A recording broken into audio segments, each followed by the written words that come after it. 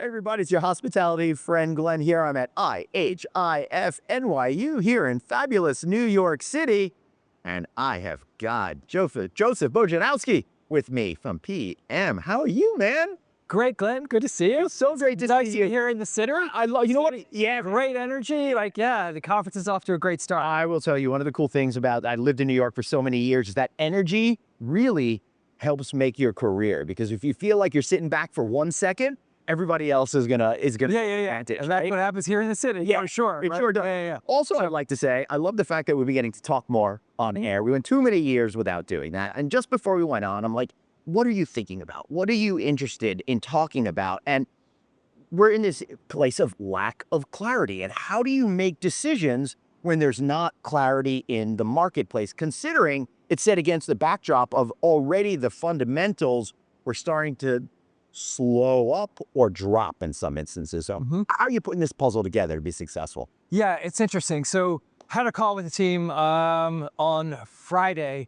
and there's so much noise. Yeah. And where we've landed is stop looking at what's trending and focus on the trends. Yes. Right. So what are the numbers telling us? Not what you're reading or hearing about on any news channel that you happen to look at. And so, and interestingly for this year, there was an inauguration in January. The holiday season sort of shifted from March to April. Spring breaks were over an 8-week period of time this year versus a 3 or 4 week period of time last year. So May was the first month where it was like a true year-over-year comp. And you know what? It's not bad. Right. So the US as a whole is about 3% RevPAR growth. And yes, everything's slowing down a little bit and moderating a bit, but May wasn't a bad month for us, and it's not a bad month for the US as a whole. Not where we want it to be, but good ADR growth, some offset to the expense growth there, so not terrible.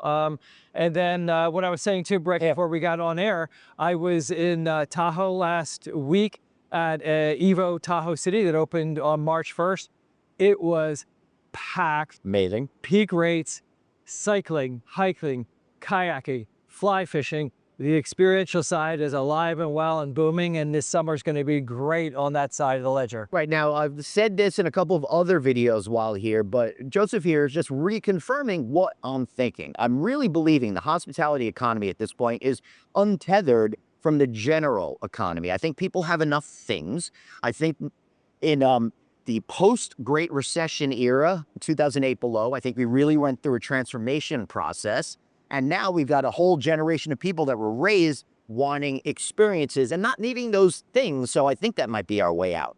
I think it is. And when you look at the demographic of the traveler, specifically the age groups, right? So millennials and Gen Z now have overtaken baby boomers, traveling more often, not spending quite as much as baby boomers. Right. So baby boomers spending more, but more travel there. So it lines up perfectly. And what do they want? They want experiences. They don't want things. And so it's lined up perfectly. And then interestingly too, I think for those of us that are also on the branding side, we need to think about that very carefully, because there are opportunities to bring experiences into those types of hotels as well. So whether they're there for business or whatever it might be, there's some side of that that we can bring. So for us as a company, and with a merger with Sightline in November of last year, we've gone through this learning process. And we are taking those best practices and what we're learning from experiential travel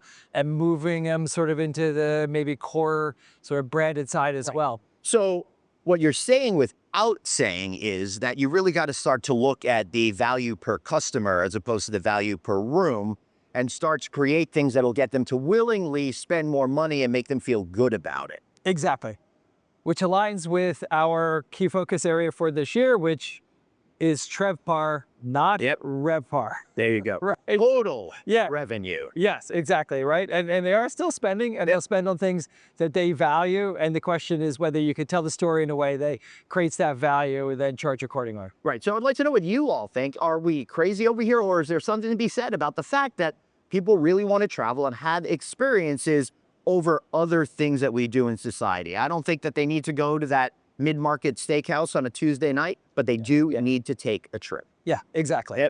And they will be. Yeah. Awesome. Well, thanks so much, everybody. We appreciate you watching. Like, share, subscribe, all of that kind of good stuff. So for Joseph and myself, Glenn, see you next time. Bye-bye, everybody. See ya.